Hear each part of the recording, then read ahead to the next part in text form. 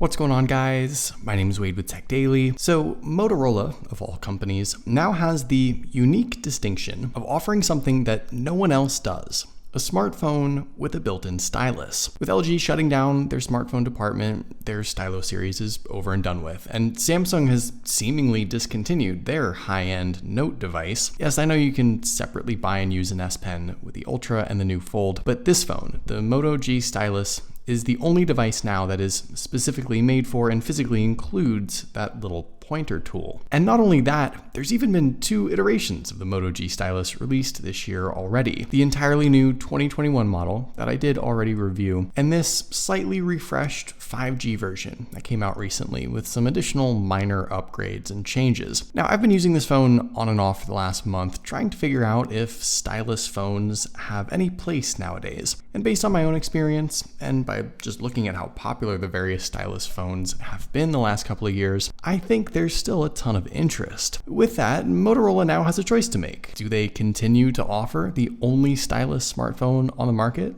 to a smaller but still very enthusiastic group of users, or do they kill it off completely, leave the styluses for the tablets, and effectively just end the stylus smartphone once and for all? I personally think they should take option A, keep making the Moto G stylus, and in turn make it not just the only option, but the best option for a stylus smartphone. I have some suggestions for Motorola if they happen to be listening. I'll talk about what works with this Moto G stylus, what I'd like to see improved, and everything else you need to know about my experience with it. Most importantly though, I really want to know what you think about the stylus smartphone nowadays, and if you believe it's something that needs to exist or should finally be finished. Let me know in the comments down below. Now, first and foremost, the Moto G Stylus 5G is of course a smartphone, and while Motorola has skimped out on a lot of features on their other 2021 devices this year, they fortunately didn't compromise much for the foundation of this one. The big 6.8-inch form factor gives you a ton of screen real estate to work with. There's no real distractions up front, with an 85% screen to body ratio, small corner camera cutout, slim bezels. It's about what you'd expect an upper mid-range device to look like, and I have no complaints here up front. Around back, the cosmic emerald finish on this phone shines like, well, an emerald, and while the dark green tint may not be everyone's favorite color, I think this is still a good looking phone that offers a premium and unique look compared to some others. It just looks premium though. You've still got an all plastic build, but it doesn't feel cheap. No plastic smartphones really do nowadays. And actually, Motorola at least includes their water repellent distinction for this phone, so a splash of water or even a quick drop in the sink shouldn't harm the device. You've also got all the little extra peripherals that tend to be missing on some other phones, like expandable storage via the SD card slot on the side, even a headphone jack down below, and their physical rear-mounted fingerprint setup in that classic Motorola dimple design. This works well, it's quick and easy, and after all these years, it's something I still appreciate them offering. The only physical feature that's missing really is wireless charging, but I can personally look past that, as it's not something I normally utilize on any other device anyway. And the thing that's maybe just worse than it should have been is actually the speaker setup. You get the one downward firing speaker on this phone. It's kind of quiet, a bit tinny and distorted at max volume, and I make a point of calling this out only because Motorola had offered good dual speaker setups on other phones in the past, but then this year just randomly went back to this mediocre single speaker setup. I don't know why, there's no reason to take back what was already offered, and I don't really understand why a better out loud listening experience was left off this phone in particular. The final physical trait of the Moto G Stylus, obviously, is its built-in stylus. So let's get into that whole experience, since that's kind of the point of the device anyway. And to start off, let me just preface this by saying there's 2 types of stylus experiences. A super basic, rudimentary setup where the stylus is no smarter than your pointer finger, and the high-end, fully connected smart stylus that Samsung Note users, or Apple Pencil users, I guess, would be more familiar with. The setup on the Moto G Stylus here is the former. The pen itself is a simple metal stick with a soft spongy tip, and there's no technology inside it that makes it any smarter than a toothpick. It has its place in the phone, which is convenient. You click it to eject it, the phone has a little sensor inside that recognizes when you yank it out and then prompts you with some stylus apps and features, but it isn't otherwise connected to the device via like Bluetooth, and there aren't any buttons on the stylus itself that do anything either. And like I said, that effectively makes it just a more precise fingertip.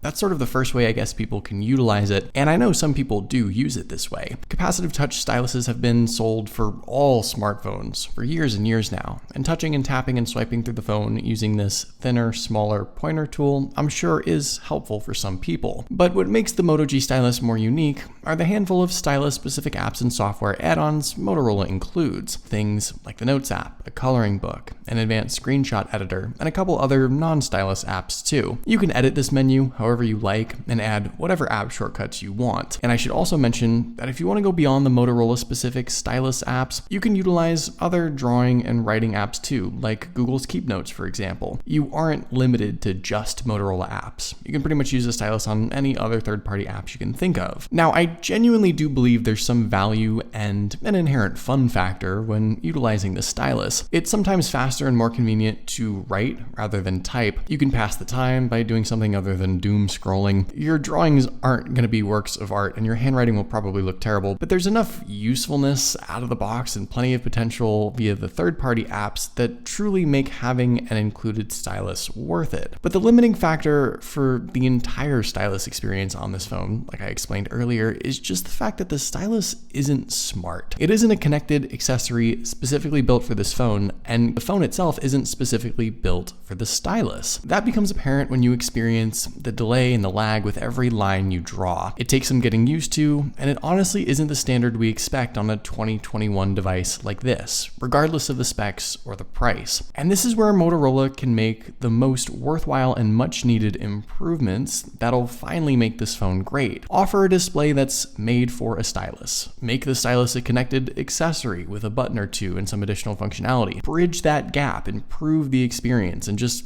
commit to making this an actual stylus phone. With those criticisms overall, I don't think you'll be disappointed with this phone and its stylus experience, regardless of the limitations. If you're buying this phone, it's for the stylus anyway. Motorola has 8 billion other devices you could choose from, and as it is, it's a stylus smartphone. But now, with every other manufacturer out of the way, Motorola has the chance to be the only one offering this setup, and they should finally do it right. Beyond the stylus experience, the rest of the internal specs, features, and overall user experience is mostly good on the Moto G stylus. But there is one specific thing about this phone that I know people will complain about. With the display, I have no complaints here. The large 6.8-inch screen is an IPS LCD panel coming in at a resolution of 2400 by 1080 and packing in around 387 pixels per inch. And considering those specs, the viewing experience is pretty good. Motorola has never really pushed the limits with its display tech anyway, so I wouldn't expect much more than this. But visually, that massive display is just great to look at and consume whatever kind of content you like. It's just the same sort of screen that's been around for years. No high refresh rate, no OLED, no real improvements from any other Motorola device, but at least there's nothing wrong. The thing that has warranted some complaints though is the processor inside this thing. The Moto G stylus has just a Snapdragon 480 5G chipset inside, and that's paired with either 4 or 6 gigs of RAM. That's not a great spec, especially considering this phone commands a price tag of some $400. Objectively, it's an underpowered chipset for a device like this that on the surface seems to be an upper mid-range device with some extra features, but fortunately in my real-world experience, I haven't found the specs to be a limiting factor. Any games that I've wanted to play on this phone, I could play, and there hasn't been any performance issues that have stood out. Launch and load times are fast enough. The phone isn't always best at keeping all my apps loaded and current in the background, and I think that is a product of the processor and my phone just having 4 gigs of RAM. But overall, just given what this phone is powered by, I guess I was expecting less. It's really going to depend mostly on how you use this phone in the end, but honestly, out of everything, this is where Motorola compromised the most, which doesn't make a whole lot of sense given everything else. The criticism with the internal specs is fair, and I would have liked to have seen a more powerful spec on this device.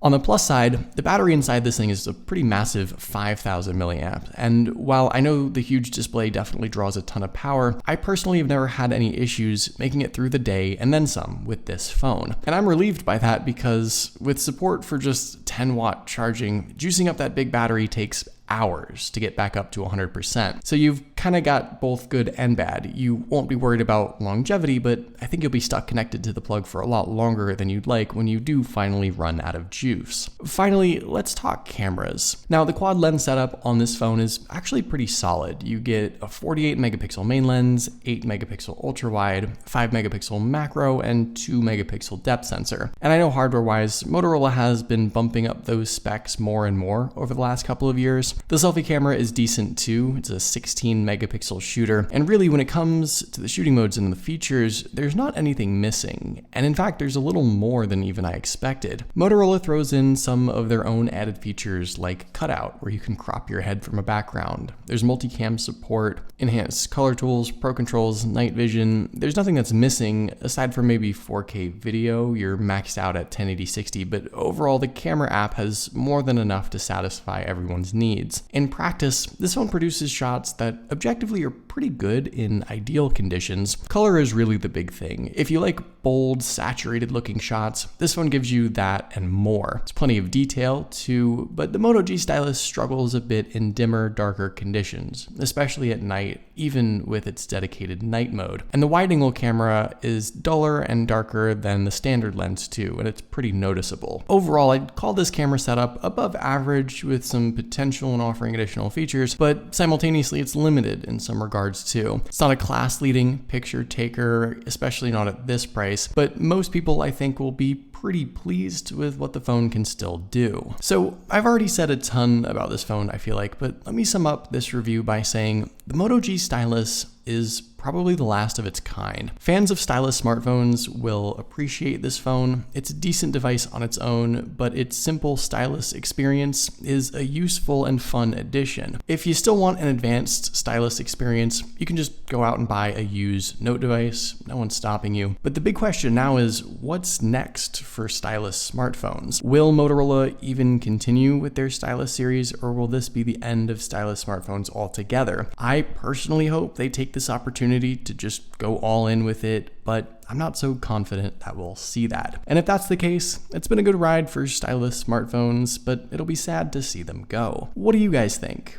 Let me know in the comments down below. I'd love to hear your thoughts, of course. But hopefully you guys did enjoy this video. Be sure to follow Tech Daily on Twitter and subscribe to the Tech Daily YouTube channel if you haven't already, and I'll see you guys later.